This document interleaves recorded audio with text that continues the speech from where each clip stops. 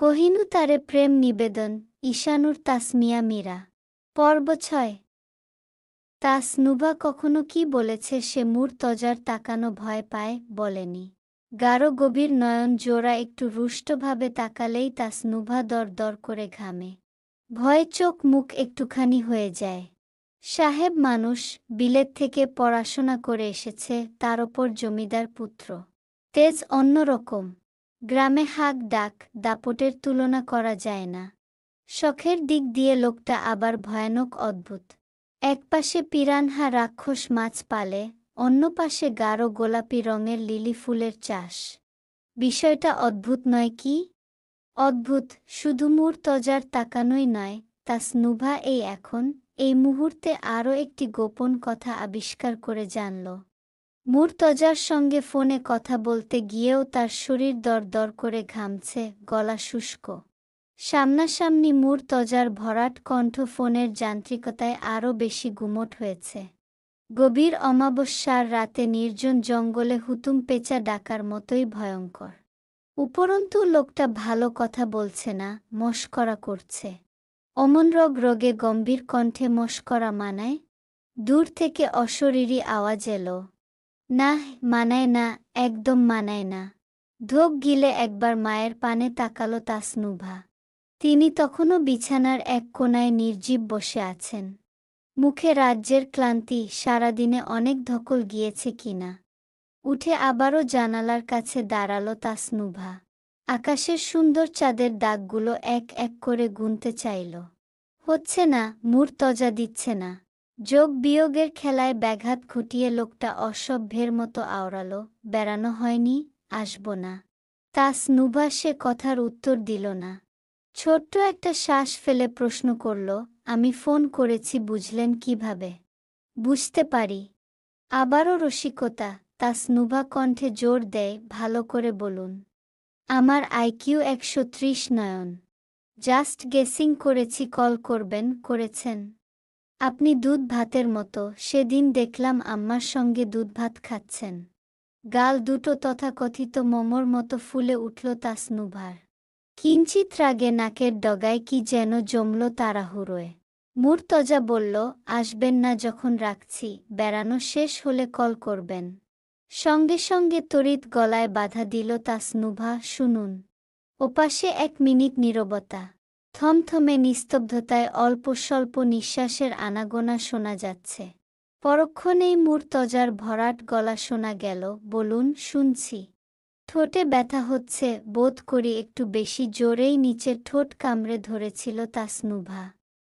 এবার ছাড়ল। ভয়ে ভয়ে বলল, আপনি এমনিতে এখানে আসতে পারেন না? আব্বা চাইছেন আপনি আসুন। এত তাড়াতাড়ি নর্তকীর ব্যবস্থা করে ফেলেছেন। তাসনুভা আশ্চর্য হয়। কণ্ঠে রাগ আর ভীষণ দুঃখ মিলেমিশে কান্না পায় খুব। মিনমিনিয়ে বলে, এমন কেন করছেন? কি করেছি? এই যে এখন যা করছেন, এগুলো কিন্তু মোটেও ঠিক না। আপনার বিয়ে হয়েছে আমার সঙ্গে। জোর করে করেছেন, পালিয়ে তো গিয়েছিলামই, ধরে বেঁধে বিয়ে করেছেন কেন? পছন্দ করেন না, শুধু বকেন। এমন বিয়ে কিসের বিয়ে? আপনি আমাকে মূল্য দিচ্ছেন না, অযত্ন করছেন। বলতে বলতে নাক টানে তাসনুভা। তাকে কেউ অবহেলা করলে তার এত কান্না পায়। বিশ্রী যন্ত্রণা। এক ফাঁকে একবার হাসনা সৈয়দকেও দেখে নিল। ভাব দেখে মনে হচ্ছে তিনি কিচ্ছু শুনছেন না, নতুবা ভান ধরেছেন না শোনার। তাসনুভা গলা খাদে নামিয়ে বলল, শুনেছেন কি বলেছি? মুর্তজার দীর্ঘ নিঃশ্বাস অচিরেই শোনা গেল। সে রয়েসয়ে খুবই গুরুত্বহীন গলায় বলল, শুনেছি। আপনাকে মূল্য দিতে হবে, অযত্ন করা যাবে না, এটুকুই। তাসনুভা ফোনের ওপাশে জোরে জোরে মাথা নাড়াল। হ্যাঁ, এটুকুই। মুর্তজা যেন আন্দাজ করে ফেলল তা, বলল, ঠিক আছে, জমিদার বাড়ি ফিরুন, আপনাকে আর অবহেলা করব না। আমার একটা শোকেজ আছে শখের, ওখানে কয়দিন যত্ন করে আপনাকে তুলে রাখব। নিয়ম করে বুয়াকে দিয়ে ঝাড়ুমোছা করাবো, এরপর মূল্য দরে একদিন বেচে দিব। ঠিক আছে। তাসনুভার মনে হল তার অতি যত্নে আগলে রাখা মন খান খান হয়ে ভেঙে গেছে। বুকে চাপা কষ্ট বাষ্প হয়ে গাল গড়িয়ে পড়েছে। এই তো এক্ষুনি। তাসনুভা নাক টেনে বলল, আমি মজা করছি না, আপনি একবার এখানে এলে কি হয়? আব্বা, বড় ভাইজান, ভাবি, আম্মা সবাই আপনার অপেক্ষা করছে। মুর্তজা তৎক্ষণাৎ শুধায়, আপনি করছেন না? তাসনুভা থমকাল। কি বলবে বুঝে পেল না। ভেবে ভেবে উত্তর দিল, করছি। ধূপ ধাপ পায়ের আওয়াজ পাওয়া গেল। ফোঁস করে একটা নিঃশ্বাস ফেলে মুর্তজা বলল, আসছি আমি। কল কেটে গেছে। টুট টুট। হতবিহ্বল বল হয়ে কান থেকে ফোন নামালো তাসনুভা। নোকিয়া ফোন, অনেক পুরাতন। জৌলুসহীন ঘোলাটে স্ক্রিনে দেখল 5 মিনিটের সংক্ষিপ্ত কল। মুর্তজা আসলেই কেটে দিয়েছে। লোকটা কি সত্যি আসছে? বিশ্বাস হতে কষ্ট হল। মায়ের বন্ধ চোখের ম্লান মুখের দিকে চেয়ে তাসনুভা ধীর আওয়াজ তুলল, তোমার জামাই আসছে আম্মা। তাসনুভার বড় ভাইয়ের নাম ইকবাল। বিবাহিত, 4 বছরের একটা ছোট্ট রাজকুমার আছে। এই সুখী দম্পতির নাম ইমানুর রহিম। আদর করে সবাই ইনু ডাকে। মেজ ভাই সায়ন তার স্ত্রী নিয়ে শহরে চাকরি করে। গ্রামে আসে খুব কম। বাবা মায়ের খোঁজখবর খুব বেশি হলে মাসে একবার নেওয়া হয়।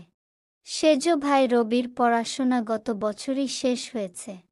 দিগু সাহেবকে সে আপাতত টুকটাক সাহায্য করে। ইচ্ছে আছে পরবর্তীতে বাবার আসনে নিজে বসবে, এমপি হবে। গ্রামের মানুষদের সেবা করার জন্য নয় অবশ্য, ভবিষ্যৎ নিয়ে তার অন্য পরিকল্পনা। সবশেষে ছোট ভাই রতন এখনো পড়ছে। ইন্টার শেষ দিয়ে এবার অনার্সে উঠল। খাঁটি রতন। তাসনুভার বিয়ে নিয়ে কেউ যদি আওয়াজ তুলেছে, তাহলে সবার আগে নাম আসবে রতনের। ভাইদের মধ্যে রতনই তাসনুভাকে আদর আদর চোখে দেখে। মাথায় সস্নেহে হাত বুলিয়ে সেই বিয়ের আগের দিন রাতে বাসে টিকিট ধরিয়ে চুপি চুপি বলেছিল, পালিয়ে যা বোন। নিজেকেই নিজের সম্বল হতে হয়, এখানে কেউ তোকে বাঁচাবে না। তাসনুভা বাহিরের জগৎ চেনে না। তার জগতের সীমানা খুব অল্প। ওই যে শেষ চৌকাঠ চেয়ারম্যান বাড়ির মেইন গেইটটা। ওই গেইট মারিয়ে খুব একটা বাহিরের জগৎ দেখা হয়নি তার। ছোট থেকে পুতুল খেলতে ভালোবাসত। রান্না বান্নার শখ ছিল প্রচুর।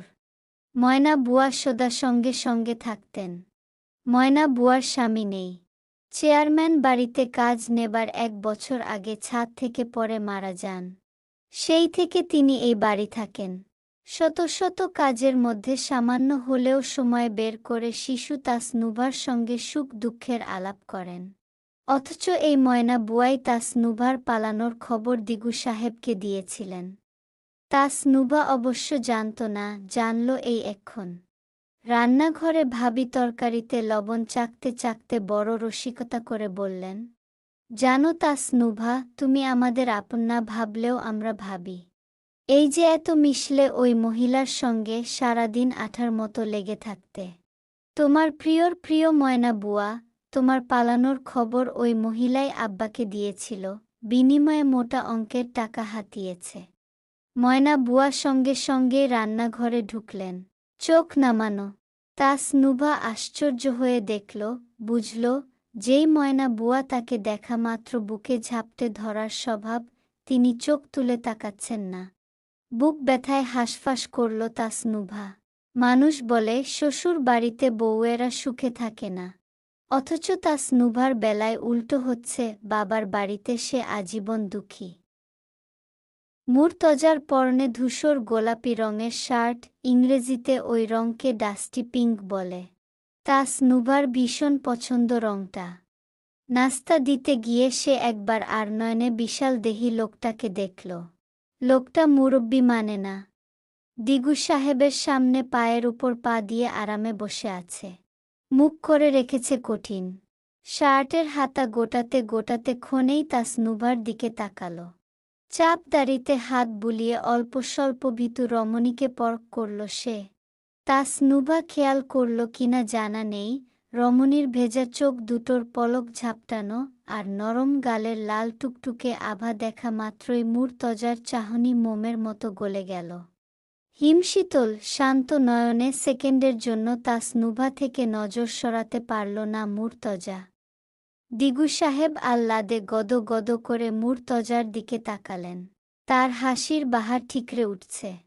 এই মুর্তজাকে তিনি বড় সাধনা করে পেয়েছেন। জমিদার পুত্র বিলেত থেকে আসার পর থেকেই মুর্তজার উপর নজর ছিল তার। তাসনুভার সঙ্গে বিয়ে হলে যদি কিছু বাড়তি সুবিধা পান। তিনি ঠোঁটের হাসি বিস্তর করে আনন্দিত গলায় শুধালেন, এত দেরি করে আসলে বাবা, আসতে কোনো অসুবিধে হয়নি তো? মুর্তজা জবাব দেয় না। তাসনুভা ছোট ছোট পা ফেলে চলে গেছে। সেদিক একবার তাকিয়ে ছোট্ট শ্বাস ফেলল সে। তার এখনই বিরক্ত লাগছে সব। কোনোভাবে কি তাসনুভাকে তুলে নিয়ে জমিদার বাড়ি চলে যাওয়া যায় না? যায়। মুর্তজা কাউকে কোনোদিন মান্য করে না, কখনো করেনি। সে অচিরেই পারবে, কিন্তু ওই নরম সরম রমণী অভিমান করে বসবে আবার। গম্ভীর গলায় মুর্তজা বলল, তাসনুভার রুম কোথায়? দিগু সাহেব হতবাক হলেন। ঠিক শুনেছেন কিনা সন্দেহের চোখে তাকালেন ফের। পাশ থেকে ইকবাল হেসে বলল, ভাইয়া এখনই রেস্ট নিবেন? আগে যদি কিছু খেয়ে। কথা শেষ হলো না। দিগু সাহেব বাধা দিয়ে বললেন, তোমার সঙ্গে আমার কিছু আলাপও ছিল বাবা। মুর্তজা ভ্রু বাঁকিয়ে তাকাল। দিগু সাহেব ইতস্তত হেসে বললেন, উত্তরের 2 বিঘা জমিটা। শহর থেকে একজন সাহেব গার্মেন্টস করতে চাইছে, আরেকজন ইটের কারখানা, ডিমান্ড অনেক। ওই জমিটা যদি তুমি আমাকে দিতে আমরা ভাগাভাগি করে প্রফিট নিতাম আর কি। হে হে। বিরক্ত হয়ে হাতের নখের দিকে তাকালো মুর্তজা। লম্বা নখে মাটি গেঁথে আছে। বিকারহীন গলায় বলল, পরে কথা বলবো এ নিয়ে। তাসনুভার রুম কোথায়? রবি সোফা ছেড়ে উঠে দাঁড়াল। হাতের ইশারায় ডান দিকের লম্বা করিডোর দেখিয়ে সবিনয়ে বলল, ওদিকে ভাইয়া। আমি নিয়ে যাচ্ছি, আসেন। গভীর রাত গভীর হল। দূর কোথাও পেঁচার করুণ ডাক শোনা যাচ্ছে। তাসনুভা দরজার সামনে দাঁড়িয়ে রইল চুপচাপ। ভেতরে ঢুকতে ইচ্ছে করছে না। চলে যেতে নেবে অমনি মুর্তজার ডাক শোনা গেল, নয়ন। তাসনুভা জবাব দিল না। ঠোঁট কামড়ে তখনও চুপ করে রইল। এ দফায় আরেকটু গম্ভীর হল মুর্তজা। আমাকে আপনি ডেকে এনেছেন নয়ন, এখন অবহেলা করছেন।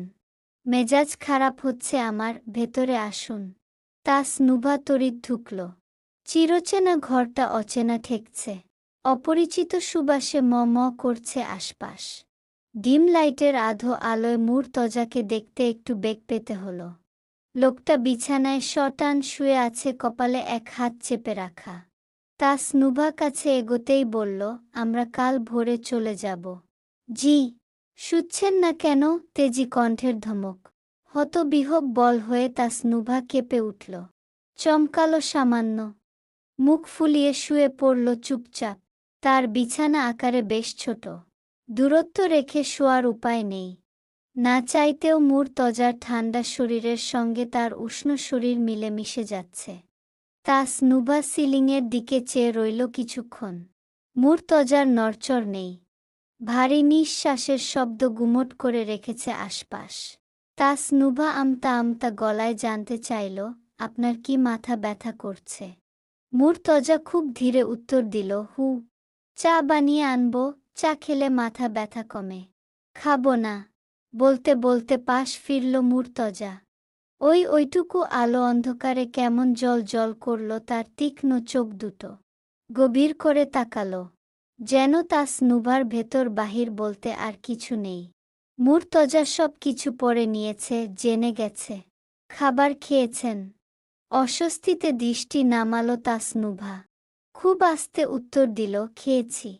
এখানে ভালো লাগছে না। জবাবে এবার মাথা নাড়ালো তাসনুভা। সত্য বলল, ভালো লাগছে না তার। মুর্তজা একটু একটু করে এগিয়ে আসছে। শক্ত টান টান বুকটা ক্রমশ তাসনুভাকে নিজের দিকে টেনে নিচ্ছে, লুকাচ্ছে। তাসনুভা শ্বাস আটকে পড়ে রইল। মুর্তজা জিজ্ঞেস করল, আমার কাছে ভালো লাগে? আমার কাছে ফিরে যাবেন?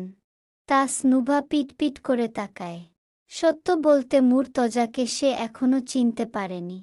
তার জমিদার বাড়ি ভালো লাগে। জমিদার বাড়ির মানুষগুলোকে ভালো লাগে। এখানের মতো ওরা তাসনুভাকে অবহেলা করে না। ঠিক আদর সোহাগ না করলেও ওখানে কদর আছে তার। আর মুর্তজা, ভাবনা পুরো হলো না। আটকে আসা নিঃশ্বাস এবার একেবারে থেমে গেল। মুর্তজা একদম মিশে গেছে তার সঙ্গে। পুরু ঠোঁটের গভীর স্পর্শ তার গালের সঙ্গে ভয়ানকভাবে লেপ্টে গেছে। এক হাত তাসনুভার ঘাড়ের পেছনটা ধরে অন্য হাত কোমরের আঁকে বাঁকে ঘুরছে। এর বেশি কিছু না, এর বেশি না। ওইটুকু স্পর্শ গাঢ় করতে করতে মুর্তজা নিজেই হাঁপিয়ে গেল। থরথর করে কাঁপল তাসনুভা। গালে ভেজা ভেজা লাগছে। মুর্তজার জিভের ভেজা স্পর্শ সহনশক্তির বাহিরে হতেই বন্ধ চোখের কোণ বেয়ে এক বিন্দু উষ্ণ জল গড়িয়ে পড়ল তার। থেমে থেমে বলল, মুর্তজা, থামুন। মুর্তজা থামে, হাঁপায়।